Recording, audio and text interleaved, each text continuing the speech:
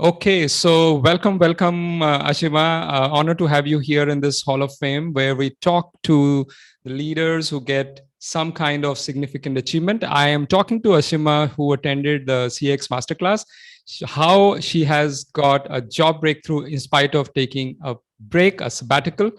I'm very keen to hear, and I would like to share that with all the listeners and viewers of this interview. Welcome. Thanks, Rajat. It's always a pleasure to speak to you.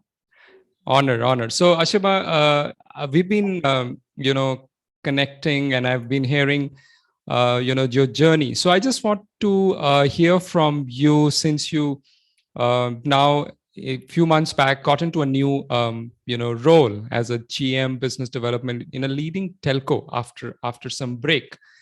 And in between, we also work together on customer experience. Would you like to share how some of the experiences with CX with EX helped you in your new role, new opportunities in the market, in the job market?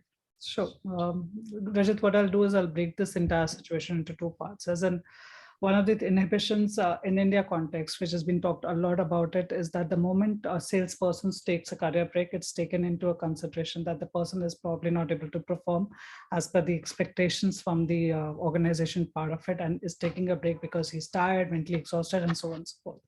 But at times that break or the holidays which is required is so important for us to take it from our own mental health part of it, in terms of your career growth, in terms of probably looking at things differently. That I personally took charge of that particular part because I was working in a startup environment. I somehow started feeling a little disconnect with the organization goals, and I thought it's high time for me to probably explore something better, considering the pandemic situation where we all in. The opportunities were not coming out as I was looking forward for. So I thought it's okay to take a break and figure it out what I want to do. This was sometime in September 2020. Post that, I was exploring it out in terms like what I want to do in terms of should I go for a master's or probably look at for an executive MBA or something like that. And then I connected with you in terms of understanding what customer experience is. That buzzword had been there with me for almost 4 5 years now, but in terms of understanding what customer experience means in the real terms, when we look at it, is it about two people in the organization who are only talking about customer experience, or is it about the larger part of the organization is where Masterclass helped me out. So I realized during that 3 days, 4 days session, what we had was that it's not about I have to be part of that particular subset of the people who are actually working in that organization about that particular aspect, but I can contribute while I'm working in a different role altogether. It's about my communication, what I represent as an organization back to my clients. And that entire journey space, in terms of my communications with for my forthcoming interviews which were happening around, my entire pitch got changed when I was speaking to the client, my respective interviews. It was not about the fact that I'm taking a career break because I wanted to take a break from the perspective that I was looking out for a new job, but I started talking more in a holistic term that this is what I'm realizing that my passion is. I want to work in a role which allows me to probably contribute to the organization, at the same time, make my customers feel welcome when they work with me, that somebody is hearing them out. And especially when I'm working in a department which is more from a B2B context, where most of the time when we go as a salesperson, we have a Pandora box of services to offer, and we just open it out. So I have 10 services, I have 20 services, what you want to take. Mm. It's not what the customer is expecting us. It's about the fact that do we understand their end customer's requirement, and how my product and service is going to make a change in their lives is what we need to talk about it. So Mm. that entire conversation when I'm speaking to my clients makes a difference around it. It's not getting limited to one aspect. Mm. Also, after connecting with you and joining the CXP as a body, I had the opportunity of working with people across globe, from the CXPA board to people in terms of working in different geographies, be it Dubai, Egypt, US. The amount of work which is happening across globe in terms of CX is so amazing. And at times I wonder where we as a country are standing when it comes down to customer experience. So Mm. yeah, in terms of those challenges and stuff which is happening around, it's amazing to look at it. Mm. How as an customer experience is helping me in my Customer conversation, as I mentioned, it is making my conversation more clearer in terms when I'm speaking to my clients. It's not about how my product and service can be sold to the client. It's how my product or service, what I'm trying to offer, is going to do a value add to the client, is what I usually focus my energies on.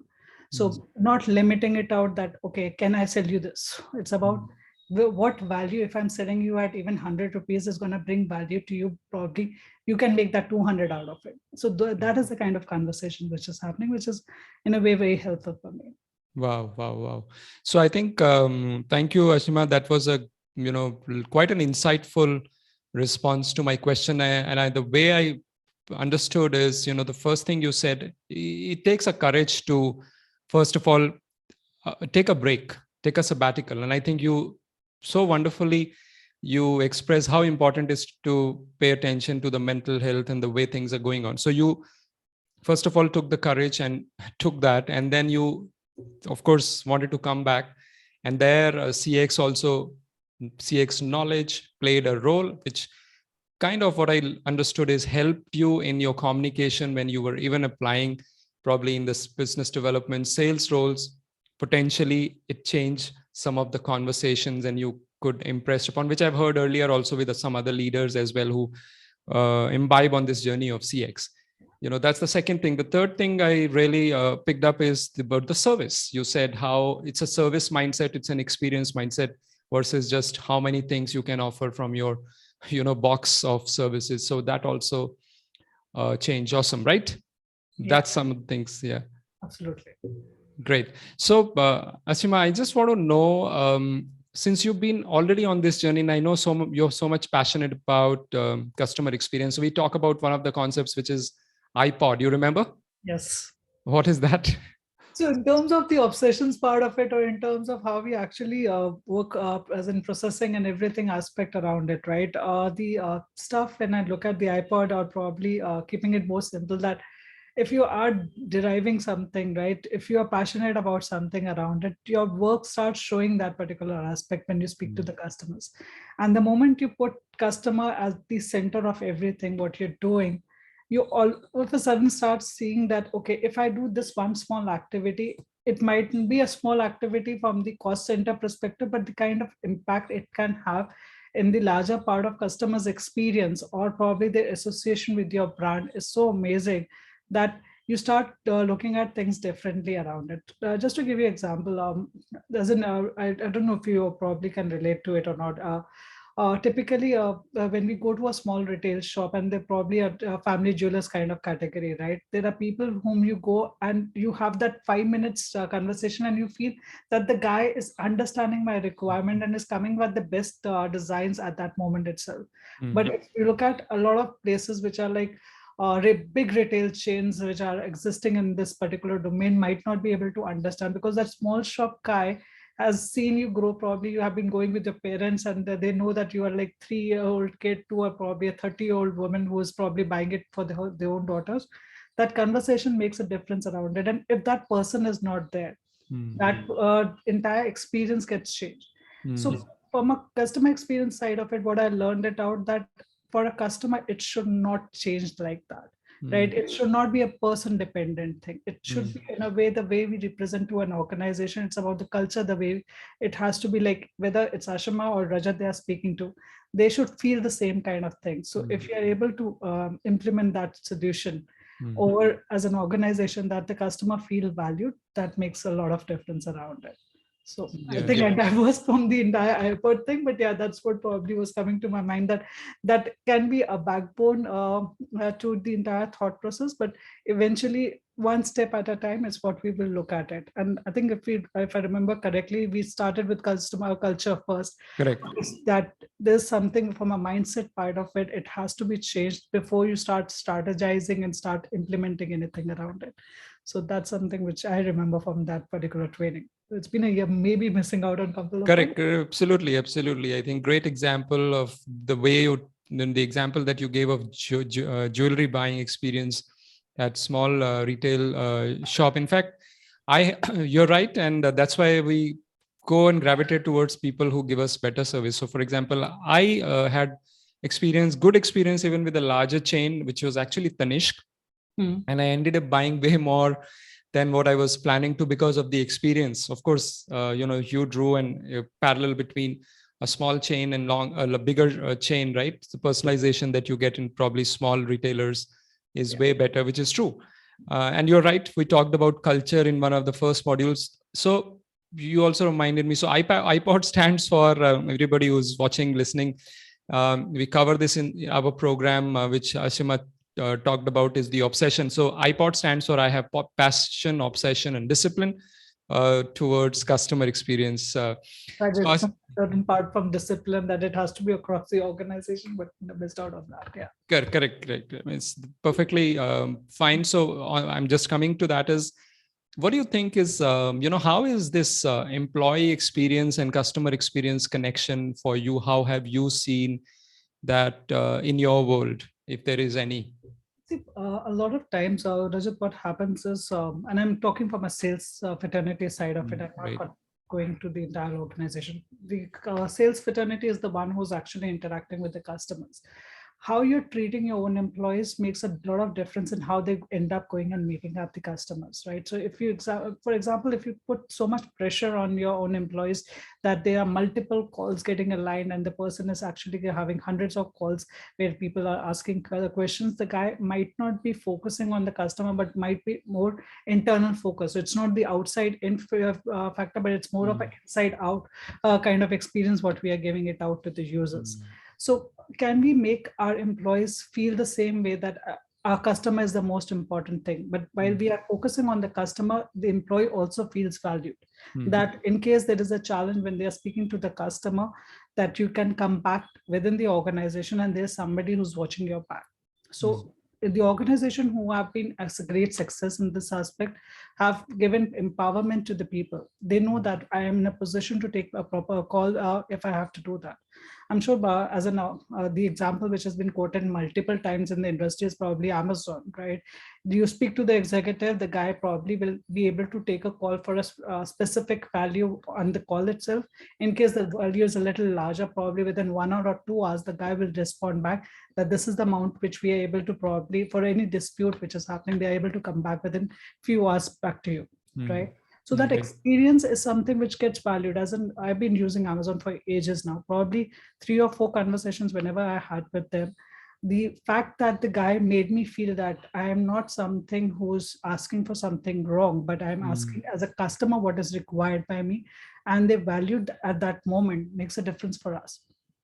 And that's one reason, even there are multiple websites which are available, Amazon still remains my favorite website to go back, because I know tomorrow if the stuff is not going to be good, I will not have an issue in terms of returning it back. I'm sure the others are also providing it, but the comfort which their experience, the employees gave it back to me because of the empowerment which the organization gave it to them, was something which I valued a lot, and that made my life easier. So why should I go and check somebody else? Where we are talking about an industry where we know that there are too many options available, how to make customers stick is probably giving empowerment to your employees, that the person while sitting in front of the client or while being on the call are able to take those decisions. So that's something which is getting valued around it. Yeah, great point. I think if I have to pick up the nuggets from what you shared, the empowerment piece stands out. Great example of Amazon. I think in our masterclass we take so many examples at different competencies about Amazon. I'm glad you're talking about that. In spite of this being known to the world, so many companies know about this about Amazon, but it is difficult to replicate. And that also reminds us that this people empowerment is so powerful. You cannot, there's actually a kind of a quote which says you can copy processes, but you cannot really replicate talent. Talent stands out. And of course, here we are talking about employee experience and customer experience intertwined better. How you make your employees feel better, in the same accordance, they will make customers feel better, right? So these go hand in hand. So Asiman, my next question to you is, now you're already passionate about customer experience. You've been through the masterclass. You also took a break. You got a job breakthrough. I want you to share some nuggets, some wisdom in terms of if somebody has taken a break or somebody is actually trying to get a job breakthrough, what does it take? Maybe you can talk about mindset, preparation, and also talk, certain elements of how can customer centric mindset help. So what's your advice to someone who really wants to get back into a new job? And I know some people, I know many people who are going to watch this. Every time it happens, they are going to get inspired, they are going to get some value. So please do share truly how can you help them with your advice today. So I'll probably, again, these are two different questions when I'm looking at it. One is about the career break part, and the second one is how to probably approach your future employees part of it. Hmm. When it comes down to career break path, I sincerely believe it's absolutely okay to take breaks. You can take it for a few months, you can take it for a year, you can take it for 5 years, whatever, as long as you're making sure that you're learning something new. You need to justify that you took a break, and you didn't take a break in a way that you were just travel. Even if you decided to travel around, you justify it out. Okay, that I took a 6 months break and I traveled into 5 countries or probably five different state, and I learned something new. Your learning has to be there in that period, because the moment organizations are looking out for you, they are looking at that. What did you do in that break? Right? I know so many friends of mine who took a career break because they were younger kids around and they needed to invest time in them. It's absolutely fine. There are organizations which are valuing that as well. But it doesn't stop you from probably taking that 1 hour, 2 hours out for yourself where you're learning something new. So if you can do that, that is something which is going to do a lot of value and back for you. And in terms of the organization diversity part of it, I think we, as a country, we need to start accepting people coming after career breaks. But that is something which becomes such a big question mark. Even if we know that a mother took up career break probably 4 years, 5 years back, she did learn some new skills. But then again, in terms of the roles profiles, we are not opening up in terms of giving them a bigger responsibility. Fine, she was on a break part of it, but she's coming back after 5 years. It's going to be difficult for her to probably work in the freshers category. So she needs somewhere in middle path part of it. So we need to see how that fitment happens around it. It should not be getting limited that we are hiring for the sake of it. And I see a lot of organizations in US who have taken those plunges and had a great success with people who come back from the career path, because they come with a new visions around it. The statements are different as compared to the rest of the audience who's coming from a similar background, moving from one organization to the other one. Now, coming on the second part, a lot of times what we do is we do a copy paste on our resumes from somebody who has done that. It's okay to invest in your CV, right? It's okay to go back to a professional and seek help from them in getting a proper CV created. But at times, what we do is, considering the way the ecosystem works in terms of search engines with portals like Naukri, LinkedIn, and so on and so forth, they are typically looking out for a search on the keywords part of it. So when you are doing a job search, make sure those keywords are coming in clearly in your resume. At the same time, when you are writing some words, say for example, if I write customer experience as a passion, I need to justify during the interview part of it. I should be mentally prepared. Every word what I'm writing there, I know some example to justify it out. Right? How I say that I know customer experience is it's a skill within myself.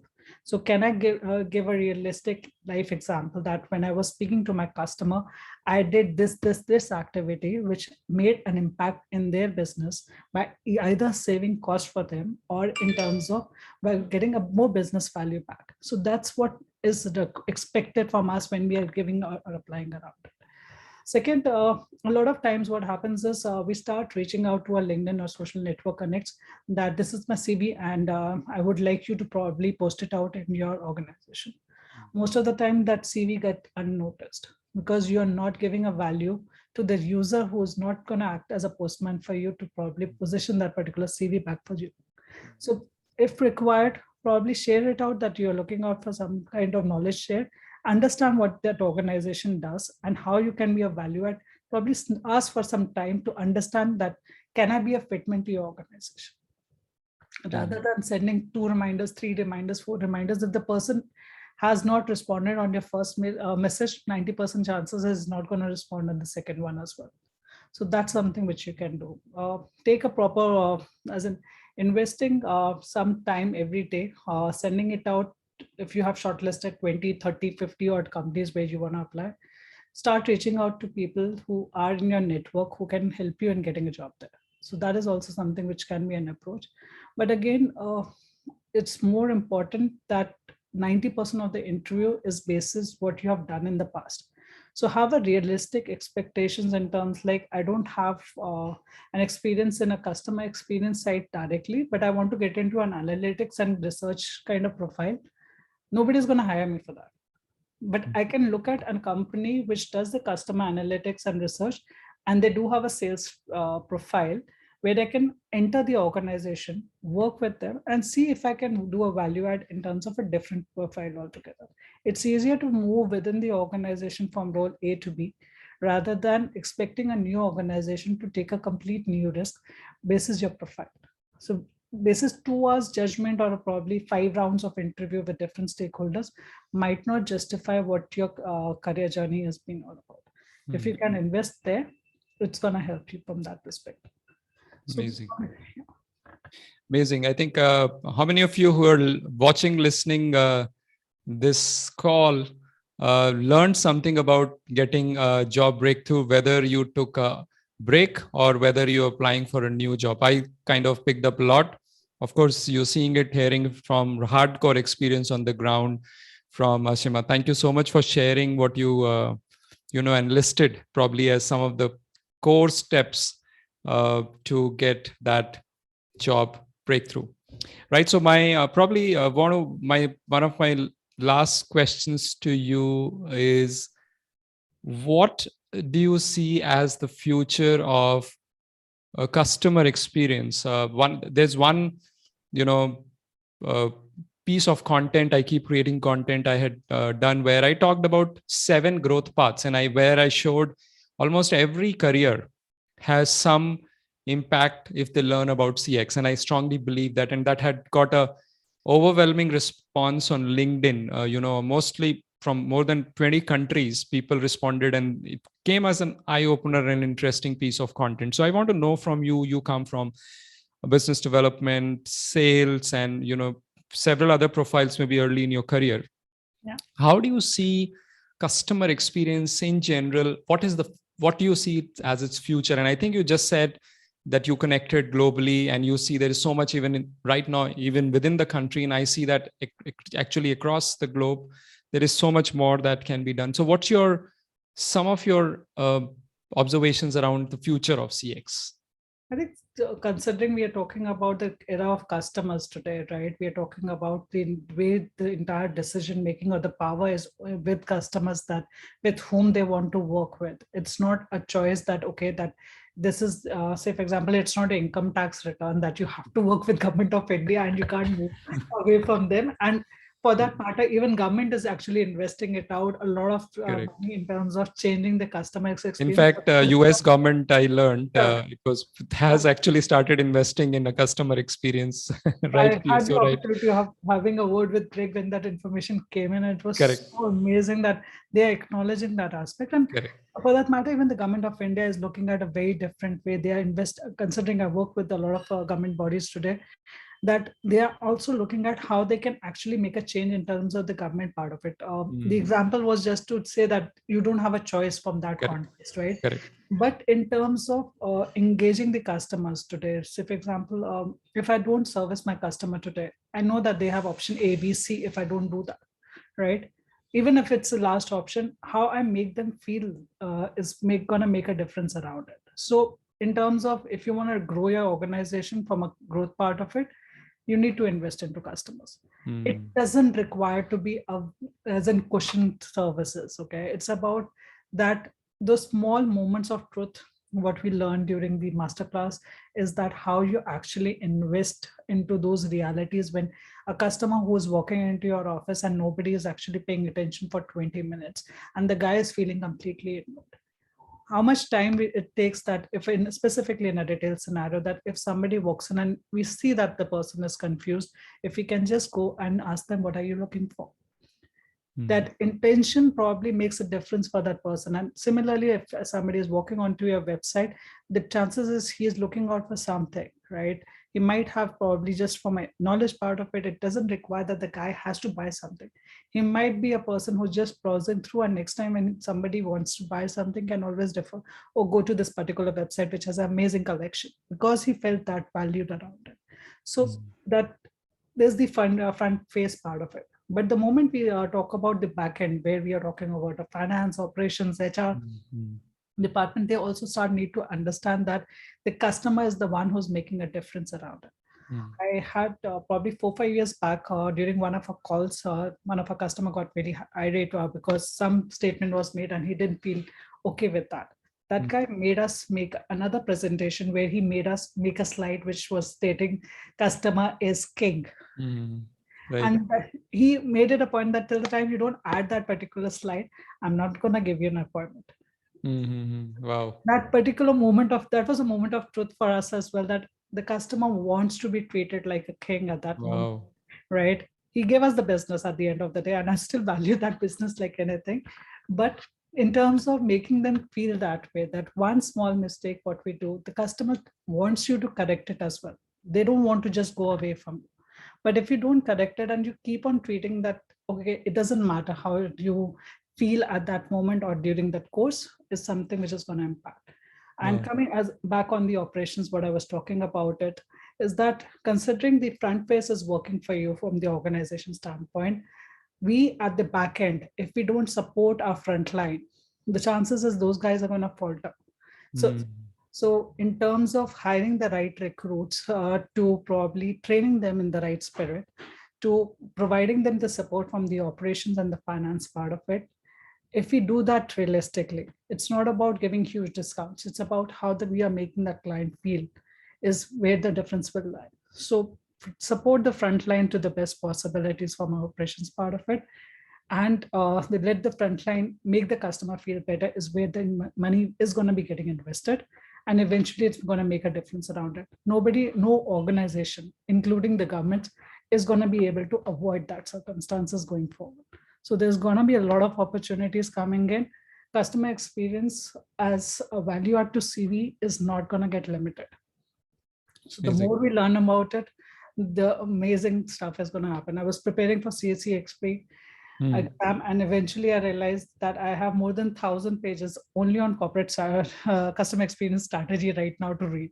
So there's so much amount of information which is available today that if you start reading it, it's not about reading a book, it's about small instances, how they made difference around it is going to get valued.